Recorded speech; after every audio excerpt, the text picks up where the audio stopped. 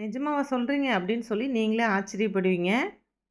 ஏன்னா இந்த பொண்ணு வந்து டெய்லரிங் கிளாஸ்க்கு வந்து இப்போ ஒரு 10 டேஸ் ஆகுதுங்க. என்கிட்ட வரும்போது வீட்டில் மிஷின் இருக்குமா, நான் தைப்பேன். ஆனால் வந்து எனக்கு வெளியில் வாங்கி வெட்டி தைச்சி கொடுக்கறதெல்லாம் இல்லை. டெய்லரிங் பற்றி பேசிக் தெரியும் அப்படின்னு சொல்லிட்டு தான் வந்தாங்க. நைட்டி வந்து வெளியில் வாங்கி நான் ரெடிமேட் நைட்டி சேல்ஸ் பண்ணிகிட்ருக்கேன் அப்படின்னு சொன்னாங்க. அதுக்கப்புறம் இப்போ ஃபஸ்ட்டு டே வந்து இன்ஸ்கர்ட்டு, அடுத்து நைட்டியில் சாதா nighty, batik model nighty, churidar model nighty இது 3மே சொல்லிக் கொடுத்தேன். அப்புறம் வந்து ப்ளவுஸில் வந்து நார்மல் ஆயாங்க போடுற மாதிரி ப்ளவுஸு, சாதா கட்டிங் ப்ளவுஸு, லைனிங் ப்ளவுஸு இதெல்லாம் கற்றுக்கிட்டாங்க. இதுக்கு நடுவில் 2 நாள் லீவ் வந்தது. அதுக்கப்புறம் இப்போ நைட்டி தான் தரோவா கற்றுக்கிட்டேன் அப்படின்னு சொல்லிட்டு முதல்ல ஃபஸ்ட்டு கட்டிங் போட்டது நானே கட் பண்ணுறேன் வரைஞ்சின்னு சொல்லிட்டு அதை கட் பண்ணாங்க. அடுத்து இன்றைக்கி சுடிதார் எனக்கு ஒன்று தைக்கலான்னு வந்திருக்கேன். எனக்கு நீங்களே அளவெடுத்து சொல்லிக் கொடுங்கன்னு சொல்லி கேட்டிருந்தாங்க.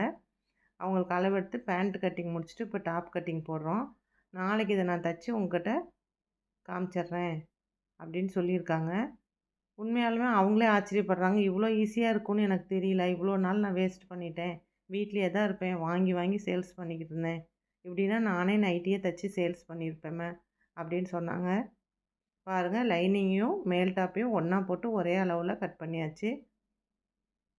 இப்போ வந்து கட் பண்ண போகிறது ஒரு நியூ ஸ்டூடெண்ட்டு. இவங்க நைட்டு வந்து 2 டேஸில் எனக்கு நைட்டி மட்டும் சொல்லிக் கொடுங்கன்னு இவங்க திருச்செங்கோட்டிலேருந்து வீடியோ பார்த்துட்டு வந்திருக்காங்க.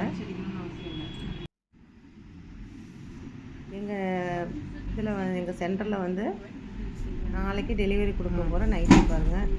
4 டேஸாக தைச்ச நைட்டி.